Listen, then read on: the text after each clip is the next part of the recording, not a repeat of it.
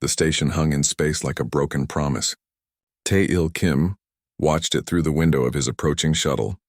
Nexus Prime, the heart of the Galactic Council. He had been coming here for 60 years, and every time it looked the same. Cold, perfect, empty of warmth. He was 87 years old. His back hurt. His leg hurt from an old war wound. The young aide sitting next to him kept looking at him with worried eyes. Her name was Nari Cho, and she believed the council was fair. She believed they valued justice. Tae-il had believed that once, a very long time ago. The shuttle docked with a soft thump. Nari stood quickly, gathering her datapads. Tae-il stood slowly, feeling every one of his years. They walked through the pristine corridors toward the council chamber. Soldiers lined the walls. Not human soldiers. Krithian warriors, tall and armored, with weapons that could cut through steel. There were more of them than usual. Tae-il noticed. He always noticed. The council chamber doors opened. Inside, holographic projections filled the vast space. Thousands of alien faces watched from thousands of worlds, but only a few were physically present. The important ones. The powerful ones. High Arbiter Velthine sat at the center, his crystalline body catching the light and throwing rainbows across the floor. Tae-il walked to the center platform.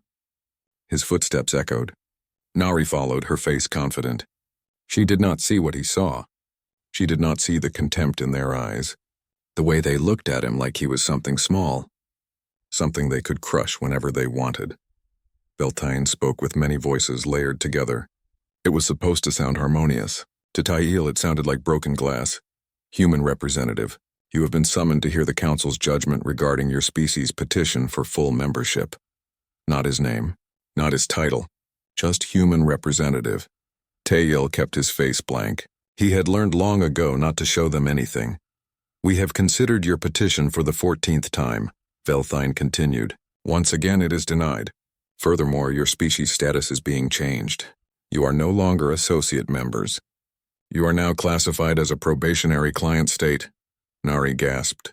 Tae-il did not move. The terms are as follows, Velthine said. Humanity will surrender all colonies beyond the solar system. You will reduce your military fleet by 70%. The remaining ships will serve the Council in whatever capacity we require. Your soldiers will fight where we command.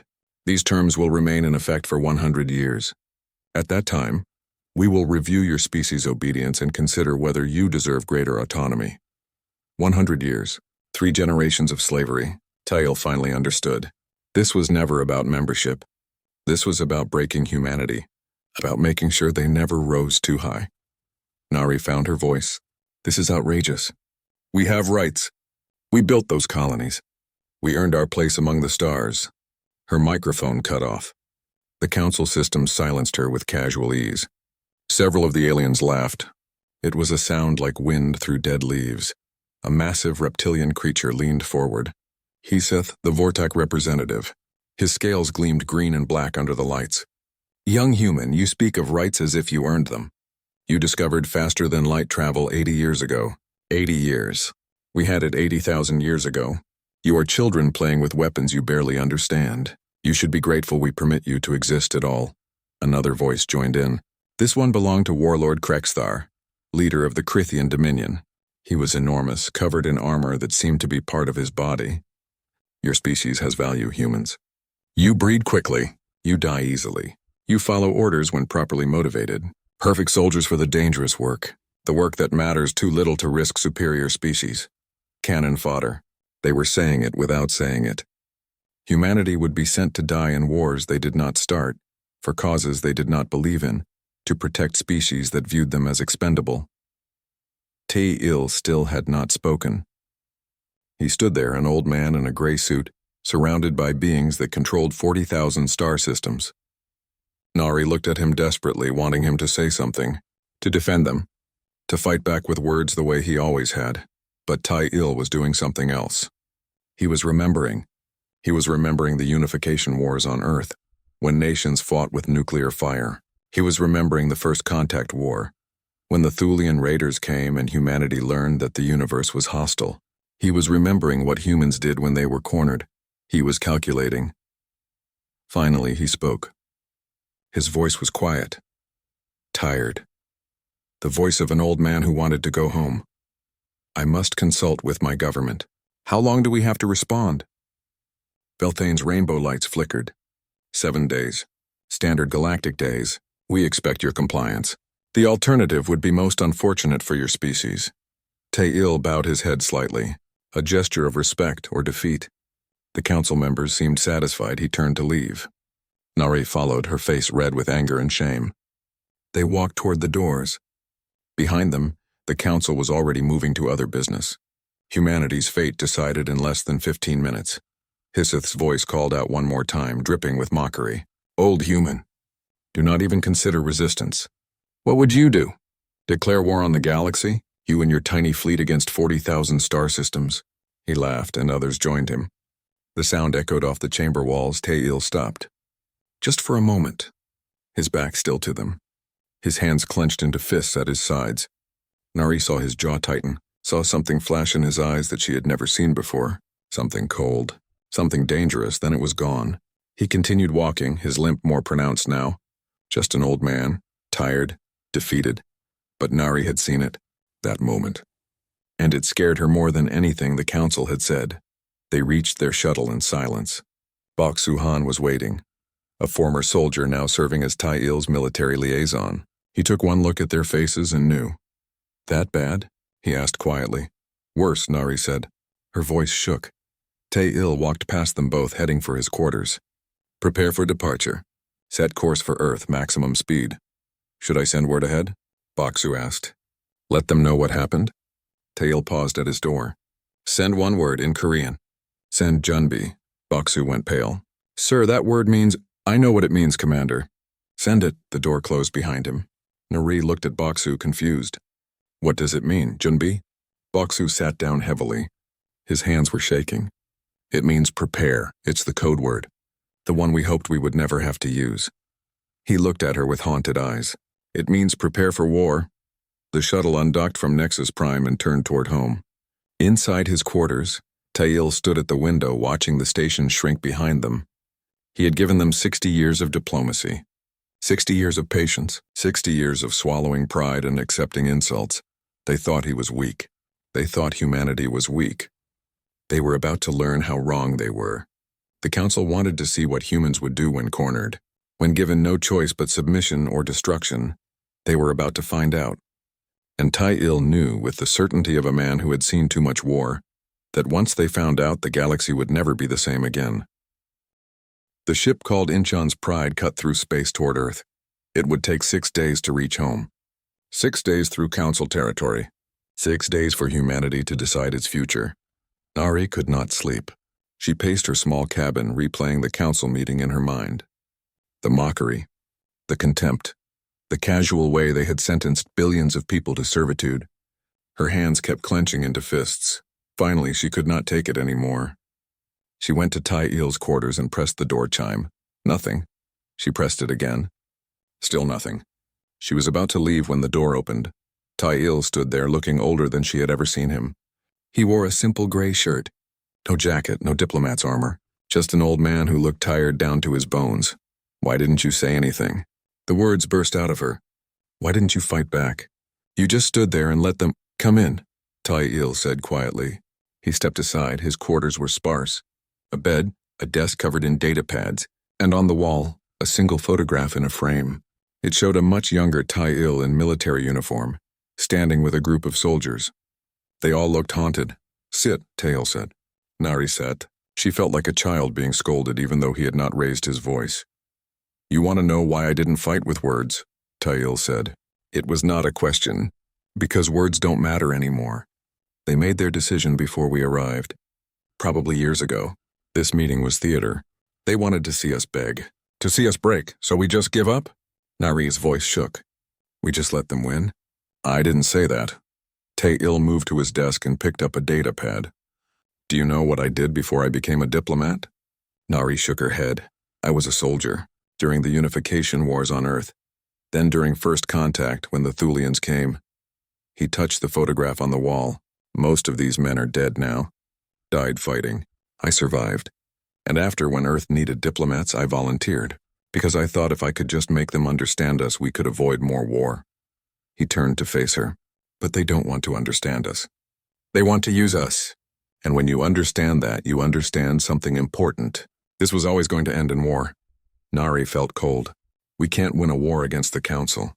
They have 40,000 star systems. We have 47. Numbers aren't everything. Tae-il pulled up data on his pad. The Council hasn't fought a real war in 3,000 years. Their conflicts are economic, political, ritualized battles where both sides agree to stop before anyone really gets hurt. They've forgotten what real war looks like. The door chimed. Baksu entered, followed by the ship's captain, Mi-sun Park. She was a hard woman with sharp eyes. You called for us, Ambassador? Commander, Captain, sit. Tae-il waited until they were settled. I need to know. How fast can we recall all human military vessels to defensive positions? Baksu frowned. With emergency protocols? 48 hours. Maybe less. But that would alert every Council sensor station. They would know we're preparing for something. Good, Tae-il said. Let them know. Mi-sun leaned forward. Ambassador, with respect, are we really considering this? Fighting the Council is suicide. Their fleets outnumber us 1,000 to 1. On paper, yes, Tae-il agreed. But wars aren't won on paper. Dr. Song, would you join us, please? The ship's xenobiologist appeared on a holographic screen. Yoongi Song was a thin man who always looked like he needed more sleep. Ambassador, it's quite late. I need you to access something, Tae-il said. Classified military archives. Historical analysis of warfare across known species. Can you do that? Yoongi's eyes widened. That's above my clearance level, but given the situation, yes, I can access it. What am I looking for? Compare human warfare to Council species warfare. Frequency, duration, intensity. Casualties as a percentage of population. Yoongi's fingers moved across his console. The room fell silent. Minutes passed. Then his face went pale. Oh no, he whispered. Show them, Tae-il said. Data appeared on the room's main screen. Numbers, graphs, historical records. The story they told was chilling. Humans had been at war for 94% of their recorded history. Major conflicts every generation. Wars that killed millions, then tens of millions, then hundreds of millions. World wars, nuclear wars, wars in space. Humanity had spent 10,000 years perfecting the art of killing. The Council species, most had warfare rates below 2%. Their last major conflicts were thousands of years ago. Even the Creathian Dominion, the Council's military arm, had not fought a peer enemy in millennia. We're not like them, Tae-il said quietly. We're survivors of thousands of wars. Every human alive is descended from people who won conflicts, who adapted, who fought harder and smarter than their enemies. It's in our blood, in our culture, in everything we build. Baksu was staring at the data. The Council species, their psychology breaks under prolonged violence. They're not built for sustained warfare. Exactly, Tae-il said. They have better technology, larger fleets, more resources, but we have something they lost long ago. We remember how to fight wars that never end until one side is dead or broken. And we're very, very good at it, an alarm sounded. Mi-sun checked her console. We're being followed. 3 Council surveillance ships. They've been tracking us since we left Nexus Prime. Should I lose them? She asked. No, Tae-il said. Let them watch. Let them report everything. Let them think they know what we're planning. Nari finally found her voice. What are we planning? Tae-il looked at her. In his eyes she saw something ancient, something that had been there all along, hidden behind the diplomat's mask. We're going to teach them a lesson, he said, one they should have learned 3,000 years ago. One that humanity learned the hard way, over and over until we could never forget it. What lesson? Baksu asked. Tae-il turned back to the window. Outside, the stars streamed past. Somewhere out there, the Council was preparing their invasion fleets. Somewhere out there, they were celebrating their victory over the primitive humans. That the most dangerous thing in the universe, Tae-il said softly, is an enemy with nothing left to lose. We gave them 60 years of peace, of cooperation, of bending our knee and swallowing our pride. And they responded by trying to enslave us. He pressed his hand against the window. They wanted to see what we would do when cornered, when given the choice between slavery and death. They're about to learn, and I promise you this. When the lesson is over, when the fires finally burn out, they will remember. Every species in the galaxy will remember. You don't back a human into a corner. You don't threaten their freedom. You don't try to break them. Because if you do, he turned to face them all, and for the first time since she had known him, Nari saw Tae-il Kim not as a diplomat, but as the soldier he had been. We will show you exactly what 10,000 years of warfare has taught us, and you will never forget. The room was silent. Outside, the surveillance ships continued to follow, watching, recording, reporting back to the council. Good, Tae-il thought. Let them watch. Let them prepare. It would not matter, because the council had made a fatal mistake. They had given humanity a choice between submission and war, and humanity, as always, would choose to fight. Geneva had not seen a gathering like this in 80 years. Not since first contact, when the Thulian ships appeared in Earth's orbit and humanity realized it was not alone. Now the emergency session chamber was full. Representatives from every nation, every colony, every station. Some were there in person. Others appeared as holograms, transmitted from Mars, from Europa, from settlements light years away. All of them waiting to hear what Ambassador Tae-il Kim would say. Premier Hai-Wan Kim stood at the podium.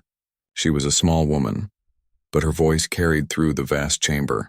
We all know why we're here. Ambassador Kim has returned from the council. What he tells us today will shape the future of our species. Ambassador. Tae-il rose slowly from his seat. Every eye followed him as he walked to the speaking platform. He did not use notes, did not look at data pads. He simply looked out at the faces before him. The council has rejected our petition for membership, he began, for the 14th time. But this time they did more than reject. They have reduced our status. We are no longer associate members. We are now classified as a probationary client state. Murmurs rippled through the chamber. Tae-il continued.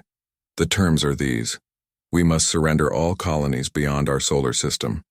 We must dismantle 70% of our fleet. The remaining ships will serve the council as they command. Our soldiers will fight their wars for 100 years. After that, they will consider whether we have earned the right to exist as a free species. Silence.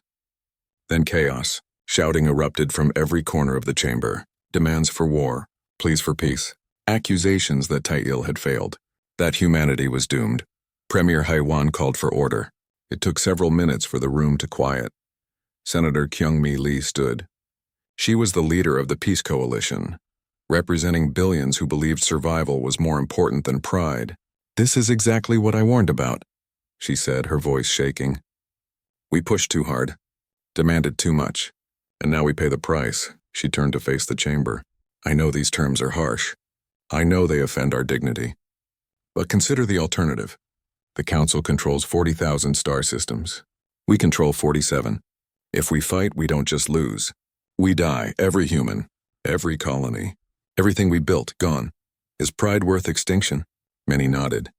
Many more looked down, unable to meet her eyes. Then Admiral Jin-Ho Kang stood. He was a tall man with gray hair and hard eyes, the Supreme Commander of Earth's Defense Fleet. Senator Lee speaks of survival, he said. But what kind of survival? Our children born as slaves? Our grandchildren dying in council wars? Our great-grandchildren forgetting they were ever free? He pointed at the holographic display showing council space. Yes, they are larger. Yes, they are stronger. But strength does not guarantee victory. History is full of giants defeated by those who refused to bow, empires that thought themselves invincible, brought down by people who valued freedom more than life. You're talking about suicide, Senator Kyung-mi shouted. Heroic suicide, but suicide nonetheless. No, Admiral Jin-Ho said quietly. I'm talking about war, real war. The kind humans have fought since we learned to make fire, and won. The chamber erupted again. Arguments flew back and forth. Numbers were thrown around, probabilities, fleet strengths, economic analyses. It went on for an hour. Finally, Premier Hai-Wan raised her hand. Silence fell. She looked at Tae-il, who had not spoken since his initial report. Ambassador Kim. You've been dealing with the Council for 60 years. You know them better than anyone. Can we win? The question hung in the air. Everyone waited. Tae-il stood again. He walked to the center of the chamber where everyone could see him. I have studied the Council for 6 decades, he said. I know their strengths, their technologies, their military capabilities. On paper, we cannot win. The math is simple. They have too many ships, too many worlds, too many resources. Hope died on many faces, but Tail continued. Wars are not fought on paper.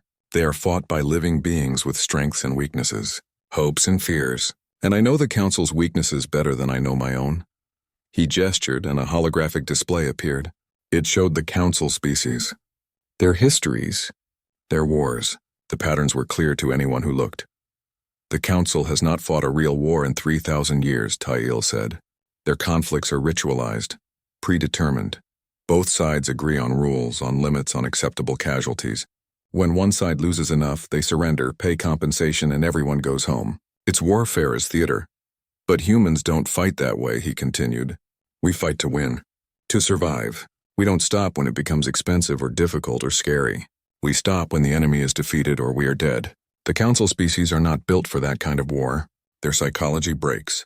Their societies fracture. They are not prepared for an enemy that will never surrender. Dr. Sang-Ho Park stood.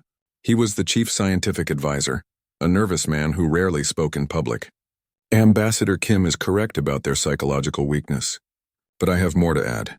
He pulled up classified files, weapons research, technology developments, projects that had been secret for decades. We have been preparing, Dr. Sang-Ho said. Not openly, not officially. But for 20 years we have been developing weapons specifically designed to counter Council advantages. Kinetic kill vehicles that ignore their shields, biological agents tailored to their physiologies, artificial intelligence that exploits their command structures, stealth systems beyond their detection capabilities. He looked around the chamber. We cannot match their numbers. We cannot match their technology across the board. But in warfare, you don't need to be better at everything. You only need to be better at the things that matter. And we are, Senator Kyungmi shook her head. You're all insane. You're talking about fighting the entire galaxy. Even if we win battles, we'll lose the war. Numbers always win in the end. No, Tae-il said. Not if we break their will to fight. The Council is not unified. It's a collection of species held together by convenience and profit. Most of them have never even seen war. When we start inflicting real casualties, when their ships start disappearing, when their soldiers start dying, they will fracture. Species will withdraw, demand peace, refuse to commit more forces. He looked directly at Senator Kyung-mi. You're right that this is dangerous. You're right that many will die, but submission guarantees our children will never be free. War gives us a chance, maybe the only chance we'll ever have. Premier Hae-won spoke. It's time to vote. All in favor of rejecting the Council's terms and preparing for military action. Hands rose. Holographic votes registered. The count climbed higher and higher, all opposed. Fewer hands, fewer votes. But not insignificant. A third of the chamber wanted peace even at the cost of freedom. The motion carries, Premier Hae-won said. Her voice was steady, but her hands trembled. Humanity rejects the Council's terms. We will prepare for war. The chamber erupted. Some cheering. Some weeping. Some sitting in stunned silence. Premier Hae-won waited for quiet. Ambassador Kim, the Council gave us 7 days to respond. Will you return to deliver our answer? Tae-il looked at her. Looked at the chamber. Looked at the future he had just helped create. Yes, he said. I will tell them. You're asking me to start a war, he added quietly. Premier Hae-won met his eyes. No, I'm asking you to end a tyranny. Tae-il nodded. He left the chamber in silence. Nari caught up with him in the corridor outside. Ambassador, are we really going to do this? He stopped walking. For a long moment he just stood there looking at something she could not see. The past, maybe. Or the future. Or all the ghosts of all the wars he had already lived through. The Council asked what humans would do when cornered. He said, they mocked us. Called us weak. Called us children. They're about to learn the answer to their question. He looked at her then. His eyes were ancient. Sad. But also filled with something hard and unbreakable. When you corner a human, Nari, you don't get submission. You get war, and not the kind of war they understand. The kind we've been fighting for 10,000 years. The kind that doesn't end until one side is destroyed. He started walking again. They wanted to see what we're capable of.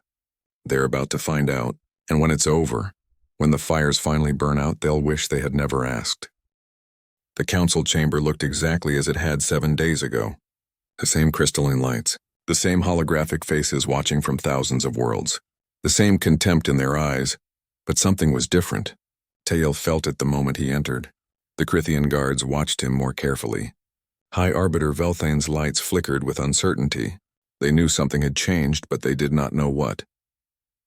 Good. He walked to the center platform. His limp seemed worse today. He looked every one of his 87 years. An old man coming to surrender.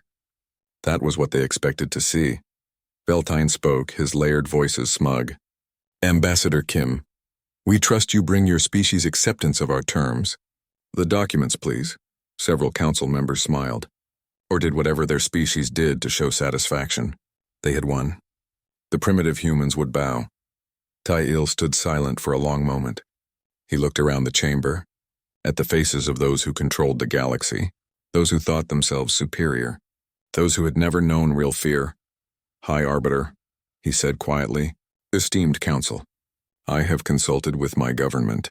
He paused. In that pause, the universe held its breath. They have instructed me to deliver the following response. Another pause. No. The word hung in the air like a bomb that had not yet exploded. Silence. Then laughter. Nervous at first, then louder. They thought it was a joke, a misunderstanding. Surely the old human had misspoken. Warlord Krexthar's voice boomed through the chamber. You refuse? You with your 47 systems against our 40,000? You with your ships that we could destroy in a day? More laughter. Hisseth, the Vortak representative, was practically hissing with amusement. Old human, you are either very brave or very stupid. Perhaps both. Do you understand what you are saying? Tail's voice grew stronger. The voice of a man who had swallowed insults for 60 years and would swallow no more. I understand perfectly. You asked what we would do. Let me clarify. You want war? You will get war. The laughter died. Not your ritualized conflicts, Tail continued. Not your economic sanctions. Not your peacekeeping operations. Real war. Human war. Velthane's lights flickered faster now. Anger. Or was it fear? You threaten the council? You threaten species that were building civilizations when your ancestors were living in caves? I don't threaten, Tail said. I inform. You wanted us as soldiers. You called us useful for dangerous work. You were right about one thing. We are very good at dangerous work. You're about to learn why. He walked slowly around the platform. Every eye followed him.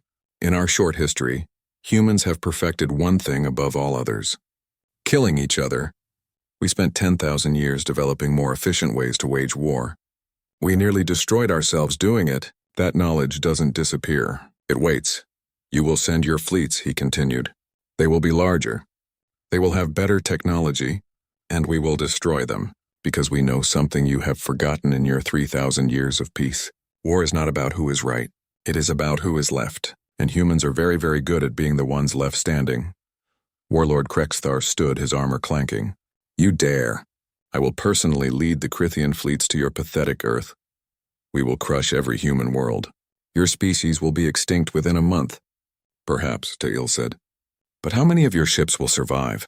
How many of your warriors will return home? You've never fought an enemy that refuses to surrender, never faced an enemy willing to sacrifice everything. You're about to? He turned to leave. This was the moment when words ended and actions began. He walked toward the chamber doors, his footsteps echoing in the sudden silence. At the threshold, he stopped, turned back, looked at them all one last time. In human history, we have a saying, he said. Speak softly and carry a big stick. I have spoken softly for 60 years. You mocked me for it, called me weak, called me old. You were right about one thing, I am old. Old enough to remember what happens when the stick comes out.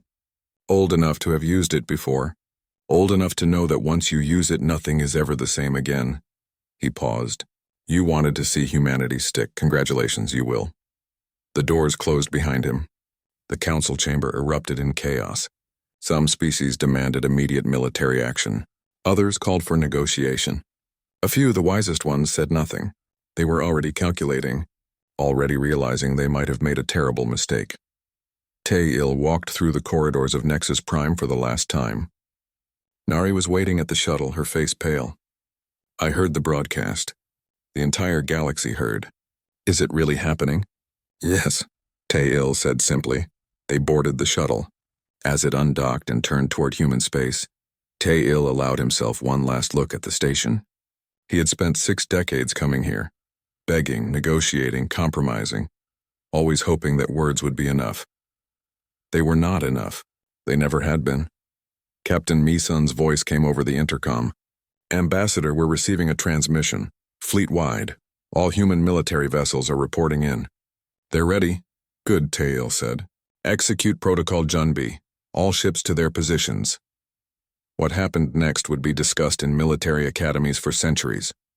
Across Council space, at every major checkpoint and strategic location, space suddenly filled with ships, human warships. Hundreds of them. They had been hiding in stealth for weeks. In asteroid fields, behind moons, in the dark spaces between systems. Waiting. Now they decloaked. All at once. A coordinated display of force that shocked every Council sensor operator in the galaxy. The message was clear. Humanity had been preparing. While the Council had been congratulating themselves on their superiority, humans had been positioning forces throughout their territory. Not to invade, to defend, and to send a message. We knew this day was coming. "We were ready, are you?" Admiral Jinho's face appeared on the shuttle's communication screen. "Ambassador, all ships in position. We're tracking massive Council fleet movements. They're mobilizing. Warlord Krexthar is assembling his forces at the border." "Expected," Tae-il said. "How long until they reach human space?" 3 days. They have over 3,000 capital ships, 50,000 escorts. It's the largest invasion force in Council history. Nari gasped. "We can't fight that many." "We'll be annihilated," Tae-il looked at her. "That's what they think. That's what they've always thought. They count ships and assume that means victory. But wars are not won by counting. They are won by will, by strategy, by being willing to do what the enemy cannot imagine." He turned to Admiral Jinho. "Implement the plan. Let them come. We'll be waiting." The Admiral smiled. It was not a kind smile. "With pleasure, Ambassador. They want to see what humans can do. They want war. Let's give them exactly what they asked for." The transmission ended. The shuttle continued toward Earth. Behind them, the galaxy was mobilizing for war. The Council was confident. Their fleets were gathering. Their warriors were eager for an easy victory against the primitive humans. They did not know what was waiting for them. They did not understand what they had awakened. Humanity had spent 60 years being peaceful, being diplomatic, being patient. But before those 60 years, there had been 10,000 years of something else. 10,000 years of warfare, of conquest, of survival against impossible odds. That history did not disappear because humanity chose peace. It simply waited. Now it was awake. And the galaxy was about to remember why, in all the long history of Earth, one species had risen above all others to dominate an entire planet. Not because they were the strongest. Not because they were the smartest. But because when cornered, when threatened with extinction, humans did not break, they fought. And they never ever stopped fighting until they won. The Krithian war fleet was magnificent. 3,000 capital ships gleamed in the light of the Tau Ceti star. 50,000 smaller vessels surrounded them like a swarm of metallic insects. Warlord Krexthar stood on the bridge of his flagship, the Eternal Conquest, and felt invincible. This was the largest fleet the Council had assembled in 3,000 years. Enough firepower to destroy entire star systems, and it was aimed at one target: Earth, the human homeworld. "All ships report ready, Warlord," his tactical officer announced. "The human colony ahead is Tau Ceti 3. Population evacuated." "Defense is minimal," Krexthar laughed. "They flee before us." "As they should. This will be over quickly." "Advance the fleet." The massive fleet moved forward. Sensors showed the Tau Ceti system ahead. Empty. No defending ships. No stations. Just abandoned worlds and orbital structures. "Cowards," Krexthar muttered. "They surrender their colonies without even fighting." But his tactical officer looked troubled. "Warlord, this seems unusual. Our intelligence suggested the humans would defend their territory." "Then your intelligence was wrong. They saw our fleet and ran, as any primitive species would. Continue advance to the next system. We will crush what remains of their fleet there." The fleet reached the jump point to the next system. That was when space tore open behind them. Human ships emerged from stealth. Not thousands, just 50. tiny compared to the Krithian fleet. Destroyers and frigates, small, fast vessels that should not have posed any threat. Krexthar laughed again. They send us a token force? Destroy them! But the human ships did not engage. Instead, they fired volleys of missiles and immediately jumped away. The missiles were strange. No energy signatures, no warheads, just chunks of metal accelerating to impossible speeds. Point defense systems tried to track them, failed. The missiles were too fast, moving at 90% the speed of light. When they hit, they released energy equivalent to nuclear weapons, kinetic kill vehicles. Simple physics turned into devastating weapons. Shields designed to stop energy blasts did nothing against solid matter moving at relativistic speeds. The first capital ship died instantly. A tungsten rod punched through its hull and the kinetic energy tore it apart from the inside. Then another. And another. In 3 minutes, 200 Krithian ships were destroyed. The human vessels were already gone, jumped away before any counterattack could reach them. Silence on the bridge. Krexthar stared at the tactical display, watching 200 green markers turn red. 200 ships. Gone. Against 50 human vessels that had not stayed to fight. Warlord. His tactical officer said quietly. This is not how they are supposed to fight. Pursue them. Krexthar roared. Find them and destroy them. The fleet jumped to the next system and found nothing. Empty space. Empty worlds. No targets, then space filled with contacts. Not ships, drones, thousands of drones. Small, fast, controlled by artificial intelligence. Each one carried enough explosive to damage a ship. And there were 10,000 of them. They came in like a swarm of angry insects. Point defense shot down 90% of them. But 1,000 got through. And those 1,000 found the most valuable targets. Command ships, carriers, supply vessels. The drones did not try to fight. They rammed. Suicide attacks. Kamikaze runs. Each small explosion by itself did little, but 100 explosions on one ship's weak points. That was catastrophic. Another 300 ships lost. The human controller who launched the drones was already gone. Her stealth carrier disappeared into the dark between worlds. Krexthar was no longer laughing. 500 ships destroyed, in 2 engagements, against an enemy that refused to stand and fight. This is not war, his tactical officer said. I don't know what this is. It's asymmetric warfare, a voice said. Krexthar turned. One of his advisors, a being from a species that had studied military history. The humans are not trying to defeat us in open battle. They are trying to bleed us. To make every advance cost more than we can afford. Then we adapt, Krexthar said. Spread the fleet. Better point defense. Faster response times, they did. They adapted. They learned. And still the humans found ways through. Ships hiding in planetary rings emerging to fire and disappear. Mines that drifted like asteroids until activated. Cyber attacks that turned council systems against themselves. The advance continued, but slowly, and with mounting casualties. By the time the Krithian fleet reached the edge of the Sol system, they had lost 650 ships. The humans had lost 23. Krexthar stared at Earth through his view screen. The blue planet looked peaceful, beautiful, defenseless. But he knew better now. Nothing about these humans was what it seemed.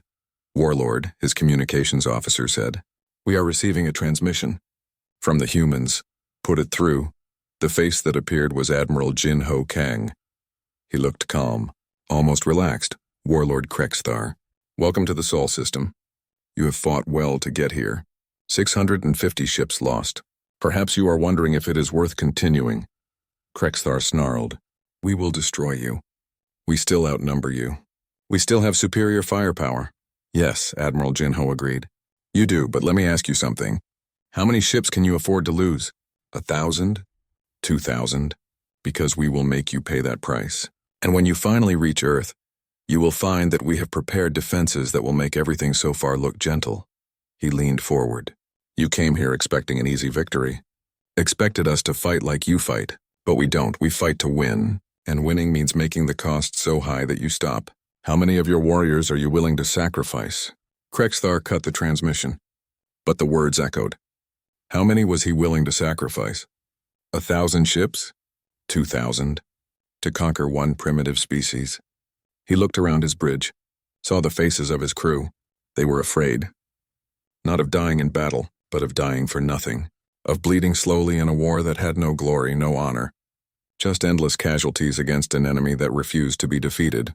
Warlord, his tactical officer said quietly, "We are receiving reports from the Council. Other species are questioning the invasion, asking why we are losing so many ships, demanding to know when it will end." The Council was fracturing, just as Tail had predicted. Species that had never seen real war were shocked by the casualties.